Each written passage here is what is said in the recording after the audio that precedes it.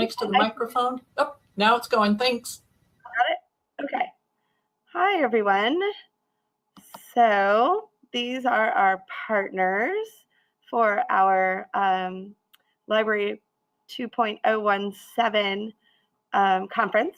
So we should all thank them. And the recording is started. Excellent. So let's talk about the evolution of libraries. So the future of school libraries is changing. So things are changing fast and a lot. And we have to think about where we're going with this as a concept of library. With the influx of volumes of information, because now we have access to ebooks, Audible books, Kindle Unlimited, internet libraries, open source, almost everything. We're losing ground as archivists, and that really isn't our function anymore. We are fast, however, becoming the intersection of ideas and information for both our students and our teachers. So while engendering a love of reading and research are our primary callings, the teaching of research and how that happens in a school library is taking on a new character. And that is making and Maker Ed, but Maker Ed is a pedagogy and not necessarily a space. As we go through here, I'd like to ask first that you ask questions all along. I have my chat window up here on the side, so I'm ready to answer questions whenever you would like to. And secondly, that given the time, the space, and the tools, kids can make some pretty amazing things. This is a kid on a chalk top table. Good afternoon, there's Burley. Announcements. Students who Sorry, you guys. arrive bus 62, you arrive bus 163. I'm glad that we have school librarians in here, so you know what it's like to wait for announcements. Look for bus 163 for 62. Thank you.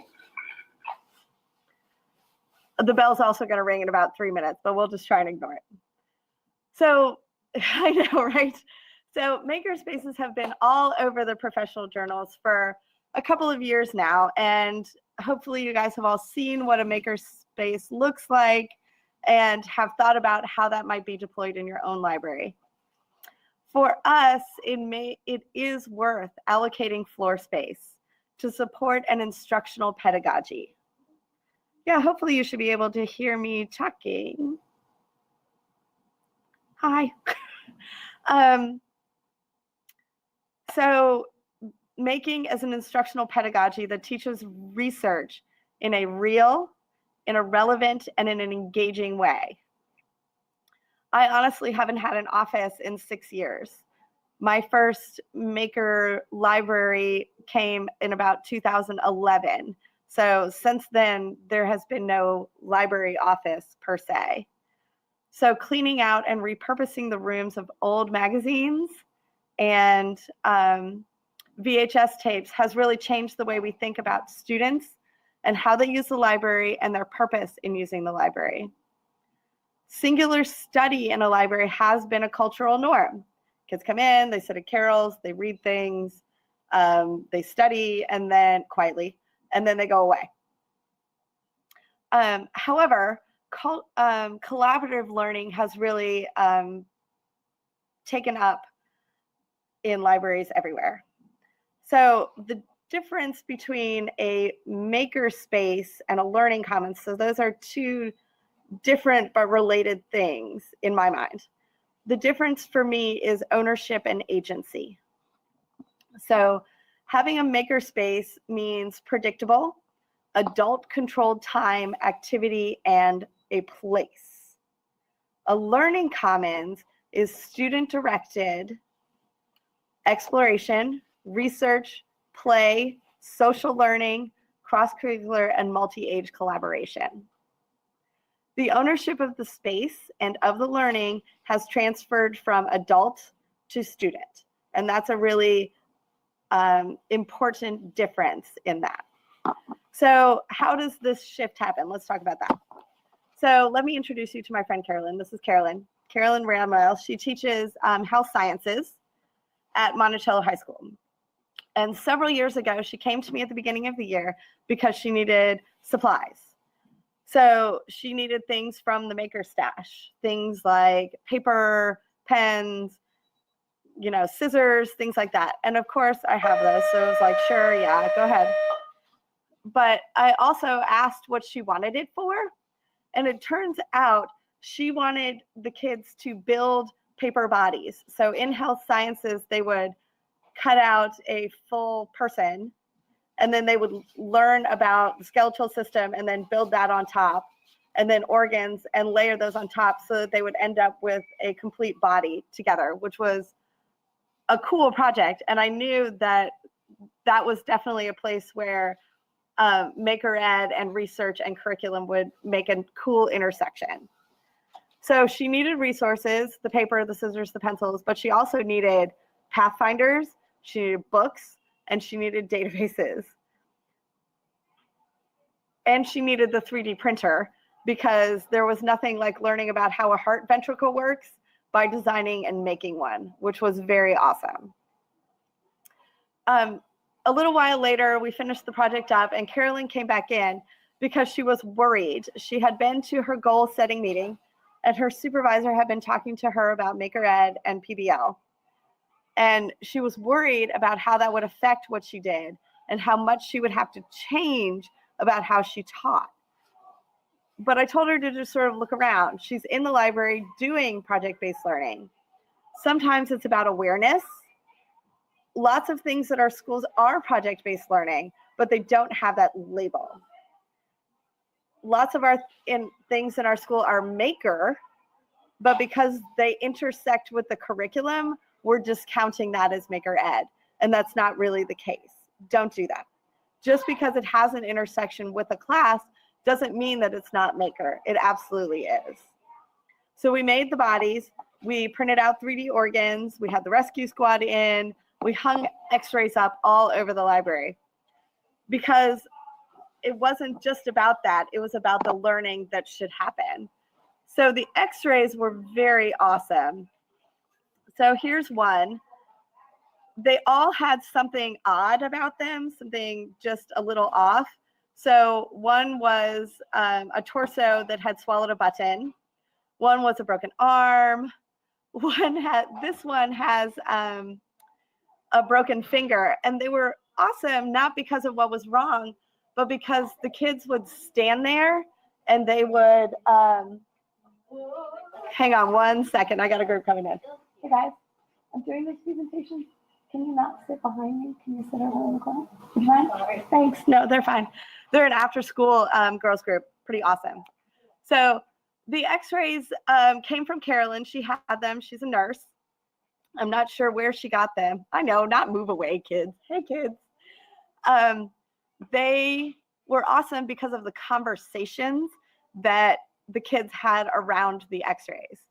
So children who would never talk to each other otherwise would stand there and look very closely at these x-rays and talk about them in depth, which for me, at that time I was in the high school, to have, you know, very distinct groups of kids having these really deep conversations about, you know, information and learning and how to find out what was very interesting and cool. So this is a learning commons activity because it's about the learning. It's not necessarily an adult controlled activity. At no point did I say, go over there and make a list of the errors that you see. So just because it's not something that is turned in or that they get credit for or that is supervised by an adult does not mean that it is not learning. It absolutely is. And the library is not just a place for research. It is a place for learning. And sometimes learning comes in the form of giant paper bodies and tables full of broken computers and x-rays on the wall. That is a thing. So let's look at what the library actually looks like. I could just point around at it, but I think that that sometimes makes people ill when you point the computer. Yes, I absolutely have classes that use it for extra credit. I also have a lot of go-aheaders where they'll send kids down who have finished. to do cool things. So let's look at, this is a map of what it looks like when I got here to Burley Middle School 3 years ago. So I have done this transformation from traditional library to Learning Commons twice now. First at Monticello High School and then now at Burley Middle School. So this is the library that I walked into 3 years ago at Burley. And believe it or not, it has all of the elements of awesomeness, but you had to think creatively. So the first thing that went down were these security gates over here, then the circulation desk.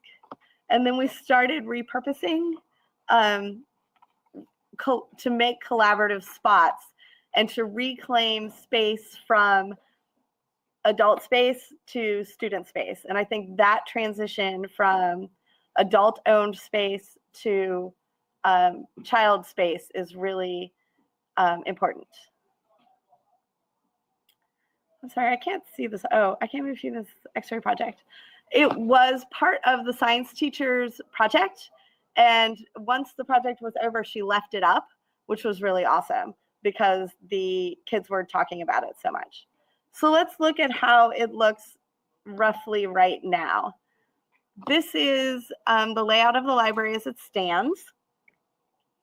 So I exchanged the stacks for wheeled shelving. The walls were painted with whiteboard paint.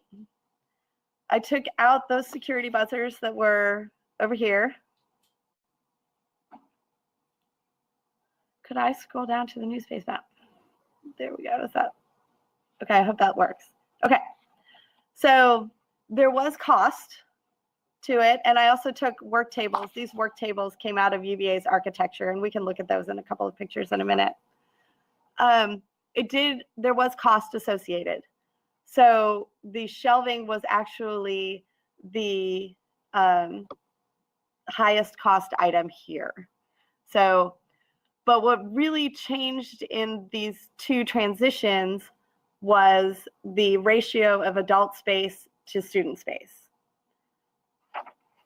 So we can look at how that happened. See, I have a new slide because I didn't know I would be able to write on them.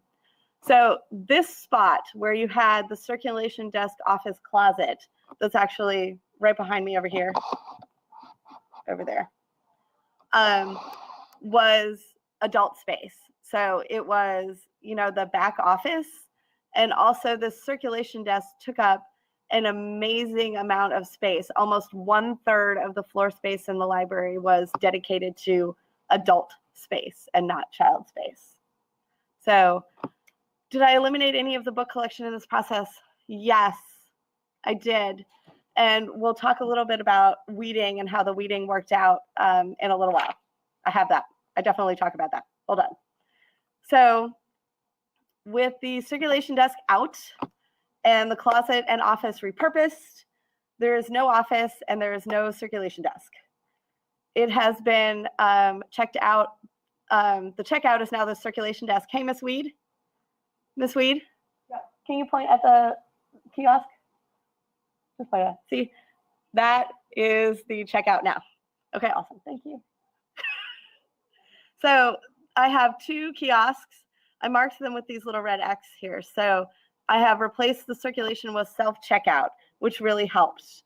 But this is a school library and not a librarian library, which is a distinct difference that is a concept that you sort of have to wrap your brain around, that in fact this library is not about me and what I want. For another half an hour? Oh, sorry, I did not know that. Okay, sorry. Sorry, apparently there's a meeting in here. I did not know that. Okay, so if it were me and it was my library and I could do whatever I want, I would have a lot of leather furniture and first editions, but this is a kid library and it's about them and what they need. And what they don't need is a lot of stacks and adult space. So this is for them and not for me. Let's look at a broader picture, however. So these states, the 2009 AASL survey said that 90% of people think that libraries are really important, but 90% of people do not go to the library. They stay home and they answer the phone when the pollsters call and ask if the library is important. They don't know what it's for. And when I got here to Burley, that was actually the most difficult obstacle to overcome, was that I did not know, the faculty did not know what the library was for. So that was difficult to overcome, and you have to demonstrate over and over and over and over again what the library is for. It's for learning, it's for students, it's for teachers, it is a community space. So Chicago and Philadelphia at this time are both deciding that schools do not need libraries or librarians. High Tech High does not have any libraries in any of their schools. The Los Angeles Unified Public Schools have half of their elementary and middle schools without librarians or library aides. So keeping ourselves relevant is a challenge. It is not one of those situations where we are sacrosanct. We are not. We are on the chopping block with everybody else. I actually find it much easier to defend the place of the school library. I think the number of books doesn't impact. It is the right books at the right time and not the number of books. And that's an important difference. It is the right resource at the right time and not having the quantity. When I first got here, actually, JFK was still alive and we should all visit East Germany. Having those books count in my collection didn't make me more relevant or more useful or a better place for kids to learn. And I know that that's hard, and I am a sucker for a pretty book, for sure, for reals. I love those art books, cannot get rid of them. But you have to, because it's about students and about student learning and what they need and to learn. It's not about the pretty book that I would like to keep on the shelf just because I want to keep it. Is it the right book at the right time, and do I have it? That's what's important. Do I have the right resource at the right time? So moving, when the budgets are tight, we need to make sure that we are relevant. So we need to keep doing what's best for kids. And to do that, we do have to become the heart of the school. You have to make sure that you are the place where the ideas and the information intersect and make something awesome, because that is going to be how you remain the heart of the school and the heart of the school community. So what that does not mean is clearing off a table for crafts. And I know that that is tough because I do have a craft table and we have makes there every week, but that is not a makerspace and it is not a learning commons. And that's hard, but it's not. Making is a pedagogy. It is not a spot. It is not a space. It is not a pile of scissors. It is a way of thinking about research and how to do research and the thinking that goes along with research. It is not a pile of scissors. Even though I also love office supplies. I'm pretty sure that all librarians love office supplies. It's like a requirement in order to be in library. You have to love office supplies. Yes. So speaking of reading, here's kids reading. So making the pivot from Makerspace to Learning Commons, from we're a place to read to we're a place to learn, changes all kinds of things about what a library used to be, with the exception of the books. The books really need to stay. You may need different books from what you thought you needed, but you definitely need the print resources. Our nonfiction section of paper books has really shifted towards classics, art books, and static knowledge, things that we think we know. It has really shifted away from science and technology. So I'm leaving the rapidly changing information for online resources and keeping the static knowledge. So having a full set of Shakespeare's is of value. Having like Arduino Projects 101 is not. So the books that I have are valuable, but they are valuable in a different way than they used to be. A good example is Pluto. So remember when Pluto lost its planet? So it's not really a planet anymore. So all of the books that you had that said there are 9 planets are now wrong.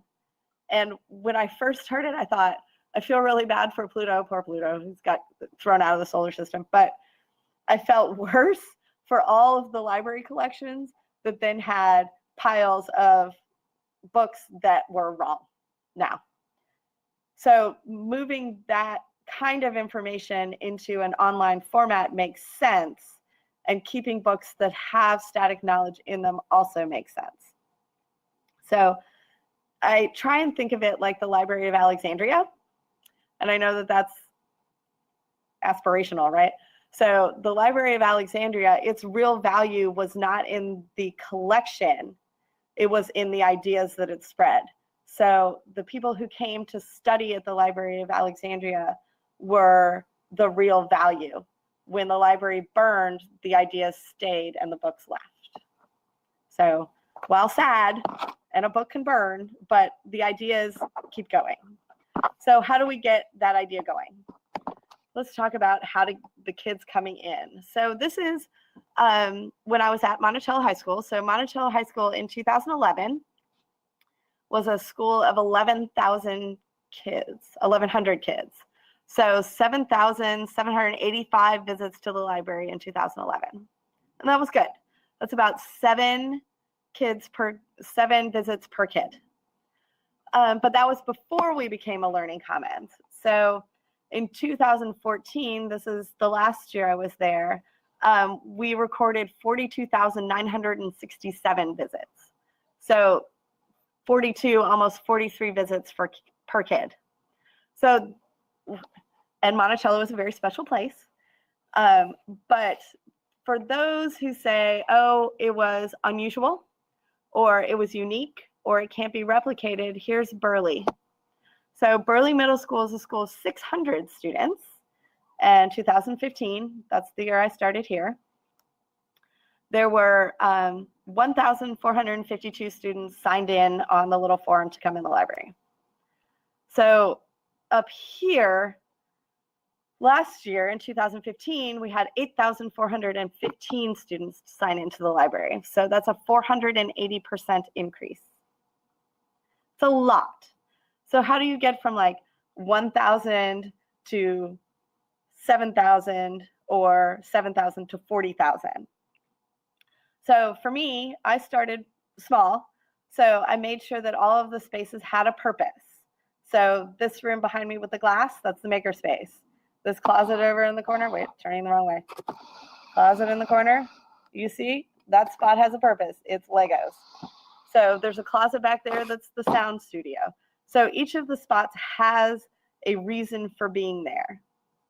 I also very consciously became an instructional leader. I went to all the meetings, every single one. So all the PLC meetings, all of the department chair meetings, all of the department meetings, vertical meetings, horizontal meetings, went to all of the meetings. And while I was there, I volunteered library space to do all kinds of things. My superintendent really talks a lot about getting to yes. And I think that's really important in keeping us relevant, is making sure that people understand what it's for. So if you go to those meetings and you say, yes, I can do this. Yes, I can do that. Yes, you can use it for this or that or whatever. Making sure that people understand that the library is for them and that they get to use it is important. And getting them in means being an instructional leader. It means teaching a lot of classes. And that's great because we get to do embedded PD. Yay! We also get to do resource sharing. We also get to teach research. We also get to do coding and engineering and robotics and making and art and all kinds of cool things. I tell people all the time that the librarian is the best job in the school because I can do whatever all day long. Like read a book, that counts. Let's drive a robot, that counts too. All of those things are part of what the library does and the library work. So being that instructional leader was really important. So I started with a space and with a lot of meetings, but the teachers really brought the kids to the library. So the teachers became the pivot point. Engaging the teachers in project-based learning was a tipping point. Like Carolyn, the teachers love projects and they love making. There is not a teacher out there who wants to teach the same year 25 times. It is the worst Groundhog Day. Nobody wants to do that. It is boring. The teachers do not want to be bored, and neither do the students. So bringing in the excitement and the engagement of learning is one of the amazing functions of the library. So I can't tell you the number of new teachers who have brought classes to the library for a project and were surprised that the students could do it given time, space, and resources. And that's what the library is all about, right? Time, space, and resources. I'm not going to say that there aren't significant obstacles, because it's messy in here. It's a thing. When we offered the teachers the opportunity for a bigger space that could be messy and stay messy, where projects could happen, there was help nearby, they really jumped at it. And it was important. So in fact, Burley teachers jumped at it 1,398 times last year. That was a lot. So that's between 3 and 6 classes per day. I'm alone. There's no aide or co-librarian or anything, so it's just me. Even more shocking than the 1,398 times the classes were in here last year, that was a 1,841% increase. So think about that for just a second. So the year before I started, 72 classes reserved the library. Last year, almost 1,400. So that was 1,400 opportunities for instructional leadership. It is bringing information to life by bringing it down to the library. And when I think about schools that have eliminated their librarians or their librarian program or repurposed the space for something else, I'm sad for them, because they're missing out on a tremendous opportunity to use the librarian to do that. This picture is actually the reservation board for, I guess, May 22nd at Monticello. And there are a lot of classes going on, and you can see that they're all going on at the same time. So it looked like second block, there were 5 classes all at the same time. So 5 classes of 30 students. That's not going to fit into a space. So if you're thinking in your mind about a makerspace, you can't have this number of kids and teachers and this amount of space. Like, it can't be a dedicated space. It has to be all in. And I think that's what I'm trying to tell you. It's got to be all in. So we love our little, carefully ordered rolls of tape, the beautiful like pens in the cup. But I'm telling you that that does not encourage making. Kids are afraid to touch it. They don't want to mess it up. They do want to please the adults. They don't want to, mess with your stuff. And they perceive it when it's clean to be your stuff. And that's not really where we're going with this. This is a student space. A learning commons is for students. So having a neatly ordered craft arrangement is actually discouraging. I do have a mess. I kind of keep it a mess. I keep it a mess on purpose, because a mess is a place for kids to explore. It's a place to make, and in no way is it intimidating. It also gives kids a sense of ownership. They tidy it up from time to time. And that's wonderful, because they have ownership over the space, right? Agency. This is a picture of the mess. Yay, the mess. So as much as I want in my heart to have a cute space, it stays messy, because making is not about what I want. Making is about the kids, and they need to be able to explore. Sometimes it's messy because I want students to use it. So I'll put out some surface mount LEDs and some solder and just leave it there. Sometimes it's messy because a student is mid-project, and if I clean it up, I have messed it up. and I don't want to ruin whatever it is that they're making. So let's talk about what's going on making-wise in the library. I love this slide. So here's Mike and Darius, and they are engaged in making a suit jacket out of Mylar chip bags. You're like, that's really bizarre, right? It is really bizarre.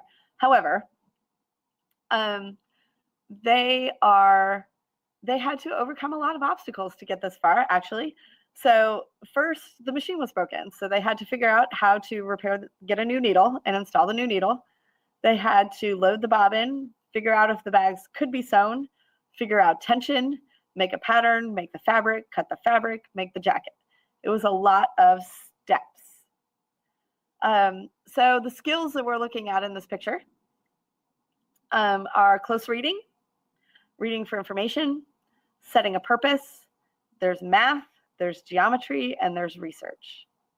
So academically, this is a strong project. However, for me, and more importantly for me, this picture shows curiosity, persistence, and real engagement in learning. Do you see Mike's face over there? Look at him. He is interested in what is happening in that space. And I feel like that is amazing, and I love it. Okay, this is George. George is very awesome. He's holding an RFID card reader. So this child was so irritated by having to sign into the library that he coded up this Arduino to read his key fob. So he changed the library environment so that it would work for him. And that's fantastic. I don't have a burning need to control how the sign-in is executed. And having him have agency over just this small little thing was part of the reason why he hangs out here all the time, is because he's invested in the space. So this is a small change, but there are other bigger projects that happen all the time. And his was definitely a research project because he had to figure out how to do that. I love this project too. The difference between traditional library research and a learning commons is immediate practical application of the research. And immediacy provides an amazing motivation and engagement. So these girls finally got their Arduino to read the temperature in the room. So as you look at the mess in your makerspace, be okay with it. Messy is okay. It's even a good thing. You should think of it like gardening, right? The information is coming to life. Immediacy, that's really important. If you are any way bothered by disorder, the mess is an obstacle. You might just have to get over it. Another problem we had with our makerspace was that it was a space in the library, but we quickly learned that confined did not work. So pretty soon after I started, the students had taken projects that they were working on with teachers in other areas of the library. So remember, there's 5 classes happening all at the same time. In the Burley library, sometimes there's 3 or 4 happening all at the same time. And if you had stuffed all those people into that little closet that's behind me, maybe 20 people could fit in there standing up. It's just not big enough. So what has happened is that room has turned into quiet study, and the making has really moved out here so that the whole thing is a makerspace. So I would like to back away from the term makerspace because making is not a space. It is an outlook, it is a pedagogy, it is a philosophy, and shoving it into a single space is not only futile, it is an idea killer. It's a really strong statement, but I think I'm going to stand on it. It is not a space. It is a way of thinking about research. If you shove it into a space, it visually and physically makes the creating less. This is my principal. You want to wave? Oh. Hey. That's okay. Okay. So it makes it less. Kids are worth more than a space. So you should move your ideas out of the closet and onto the regular floor. You should let go of the idea that it has to be a spot. Okay? You need to think about the practicalities of having people in a space that cannot contain them. I don't understand, repeatedly do not understand why people want to shove an idea into a space. I don't get that. Why does it have to happen in a location? Why can kids not be creative in multiple areas? I don't get that. I'm trying, but I don't know. Kids are worth more than that. Learning is worth more than that. Just because it's not in the place that you have designated does not mean that it is not worthwhile. The last mistake was that I thought I was limited. Before the massive change, funding for both Burley and Monticello was in the bottom 10% of school libraries. I'm looking at my principal while I say that. It was. So however, funding is not a barrier to making. And my budget has gone up. So making and recycling go hand in hand. As you know, if you are a maker, you make stuff out of trash all the time, right? So our ROTC program at Monticello was the victim of budget cuts. They got the axe, but when they left, they also left a bunch of bins. And I absolutely snapped up those bins and used them in the Makerspace. When home ec became culinary arts, the difference between those two classes is the sewing machines. So I definitely grabbed those too. So they did not come and go to the trash. They went to the Makerspace to make something new and interesting. So let's talk about the maker tables. Oh yeah, let's look at that. Here's a table. This is also a recycling project. These tables came from UVA's architecture school. They were being renovated, and I got 2 of them. This is what happened to one of them. So a student transformed it into this painting. It is both Van Gogh and Lord of the Rings, which is nerdily awesome in a million ways. Right. So I look at this table, and what I think when I look at it is that given the time, space, and resources, kids can make and share pretty amazing things. I love this table. Yes, the table is amazingness. All right, this is Peyton. If you can't really see what Peyton is writing on the board, he's writing, be magnificent. And that is just what kids can be. It is our calling as school librarians to provide time, space, and resources. And most importantly, information. Connecting the ideas to the right information, the right supplies, at the right time is how you make the magic happen. So in a Learning Commons, I get to watch this reluctant reader, who is adorable, become enchanted by the idea that a humble pencil can turn into a wand with hot glue and paint. So you should look at your library community and find the connections that you can find. You should get on Twitter, go to community events, host community events, which I'm doing this evening, and let them see what's happening. Talk with people who want to help you. Ask and you shall receive. Schools are community entities, and school libraries should be part of that community. As any scientist will tell you, there's much to be researched, read, thought about, and experimented with. But if the library is truly the intersection of ideas and information, then don't let information come to your library to die on the shelf. Say yes to teachers who want to use the library. Say yes to students who are curious. Say yes to mess. And say yes to the people who want to help you. Don't be the place where ideas and information go to die. Be the place where they come to take on new life. Ta-da! The end. I am done. Do you guys have questions? Do you want to talk about anything? I know. Claps. Inspirational speech at the end. My friends all make fun of me for devolving into inspirational speeches. Sorry. I have a lot to say. Do you guys have questions? Do you want to ask or see any other things? My chat is like going very quickly. I cannot see all the questions. My community event tonight is High School 2022. They are reimagining what high school will look like. So we're setting chairs up in little groups. Say hi, Mr. Asher. Hey. So that the community can talk about what high school will mean in the future. It is hopefully going to be, I am struggling. Yes, my principal is participating both in this presentation and in the meeting tonight. So sorry, okay. I have a blog where I do reflect and share, but mostly it's when things are bothering me. I go there to write it out. Therapy, yes, it's therapy. It was a small room at first, but that lasted like 20 minutes. It was not long before they figured out that keeping the making in the space was not going to work out.